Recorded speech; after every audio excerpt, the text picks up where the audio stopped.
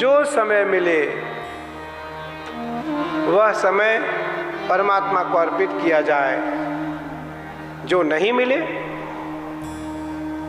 उसमें तो बड़ी कथा है। आपको पता है कि एक बार नारद जी ने भगवान से कहा, भगवान आप ये बताओ कि हमारा नाम आपके रजिस्टर में तो भक्तों में कहीं है नहीं, आपने उस काश्तकार का नाम डाल दिया है, उस किसान का नाम डाल दिया है जो दिन भर में एक बार आपका नाम लेता होगा।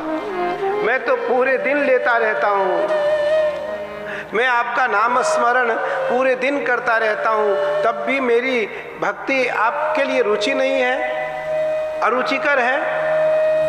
भगवान ने कहा नहीं नारद, ऐसी बात नहीं है वत्स, तुम मेरे बहुत प्रिय हो और देवर्षि आप तो मेरे बहुत प्रिय हो, फिर आपने मेरा नाम क्यों नहीं डाला? भगवान ने कहा देखो देवर्षि, वो बहुत गरीब प्राणी है, वो अपने बहुत मुश्किल से अपनी जीविका चलाता है वो, और उसमें से जो समय उसे मिलता वो समय निकाल करके वो मेरे लिए सुरक्षित रखता है।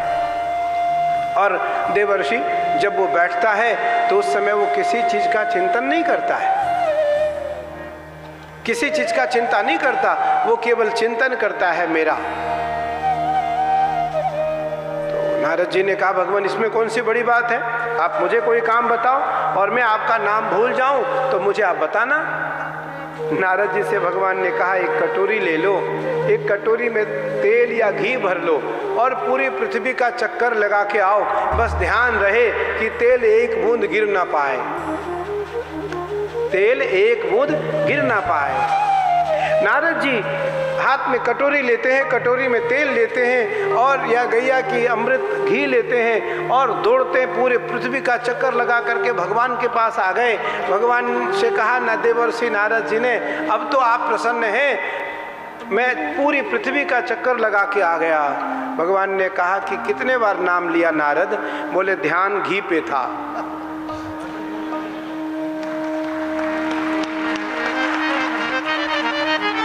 ध्यान घी पे था, उस कारण मैं ले नहीं पाया। अगर मैं आपके नाम में अपने मन को इधर उधर कर दिया होता तो उस कटोरी से एक बूंद घी या एक बूंद तेल नीचे गिर गया होता और मैं अपराधी होता भगवान। भगवान ने कहा नारद आप उसकी ओर देखो, बहुत मुश्किल से लक्ष्मी 3 प्रकार की होती है, लक्ष्मी, अपलक्ष्मी और महालक्ष्मी। लक्ष्मी किसके पास है? काम करने वाले, मेहनत करने वाले कृषक, किसानों के पास है, छोटे छोटे काश्तकारों के पास है। हमारे जैसे, मैं इस देश का बहुत बड़ा पद, बहुत बड़े पद पे हूँ, मैं देश के सबसे बड़े पद पे हूँ, लेकिन मैं कहता हूँ मैं सबसे गरीब हूँ। मैं क्या कहता हूँ? मैं सबसे गरीब इसलिए हूँ कि मुझे धन नहीं, मुझे धन वाला चाहिए। धन वाला कौन है? नारायण। धन वाले कौन है? महादेव। धन लेकर क्या करेंगे? आया है सो जाएगा राजा रंक फकीर, कोई सिंहासन चढ़ चला कोई बंधा जंजीर। तो भैया जाना तो सबको, मरकट भगवान का एक भक्ति आता है, मरकटान भोक्ष, मरकट भक्ति, बंदर भक्ति, उसको कहा गया मरकट भक्ति, बंदरों की जैसी भक्ति। बंदर कभी स्थिर नहीं रहता और उसकी बहुत जो स्थिरता है वो नहीं रहती, बहुत चंचल रहता है वो। तो जब नारद जी ने कहा भगवान मैं इस भरी हुई घृत की कटोरी और भरी हुई तेल की कटोरी में इतना व्यस्त था कि मैं आपका नाम भूल गया, मेरा स्मरण, मेरा चित्त और मेरी दृष्टि इस कटोरी पे लगी रही। तो भगवान ने कहा, नारद आप उसकी ओर देखो, पूरी दिन खेत में खेती करता है, हल चलाता है, सायंकाल वापस आता है, जो वस्त्र उसके पास होते हैं उस वस्त्र को वो धारण करता है, और भोजन से पहले वो माला लेकर के ओम नमो भगवते वासुदेवाय, ओम नमो भगवते वासुदेवाय, ओम नमो भगवते वासुदेवाय, ओम नमो भगवते वासुदेवाय, ओम नमो भगवते वासुदेवाय, ओम नमो भगवते वासुदेवाय, ओम नमो भगवते वासुदेवाय, ओम नमो भगवते वासुदेवाय, नमो भगवते वासुदेवाय, ओम नमो भगवते वासुदेवाय, ओम नमो भगवते वासुदेवाय, ओम नमो भगवते वासुदेवाय, ओम नमो भगवते वासुदेवाय। 108 बार जल्दी जपता है, लेकिन आंखें बंद करके मुझे निहारता हुआ जपता है, मुझे देखता हुआ जपता है। फिर मुझे भोजन कराता है वो। फिर मुझे भोजन कराने के बाद जब उसको लगता है मैंने कुछ खा लिया, तब वो खाता है। तो कोई तन दुखी, कोई मन दुखी, कोई धन बिन रहत उदास, थोड़े थोड़े सब दुखी, सुखी श्याम के दास।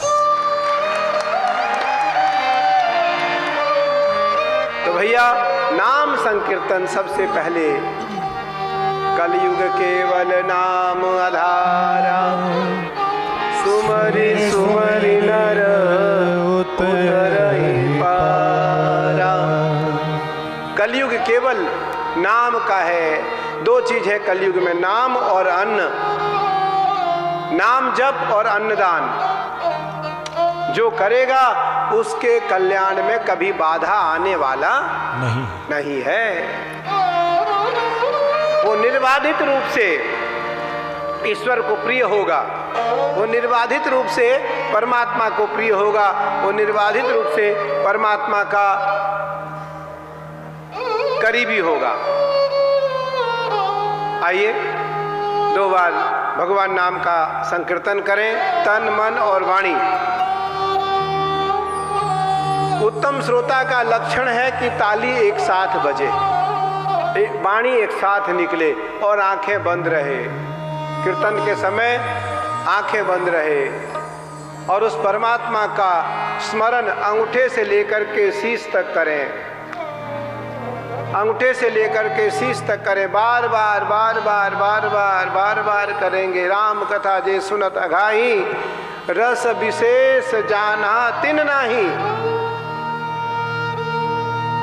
जो बार बार राम कथा सुनेगा, जो बार बार राम का स्मरण करेगा, जो बार बार भगवत चर्चा श्रवण करेगा, और जो ये मान लेगा कि मेरा पेट अभी भरा नहीं है, मैंने अभी कोई कथा सुनी नहीं है, मुझे कई बार सुनना है, तभी आप भगवान की कृपा समझना अपने ऊपर।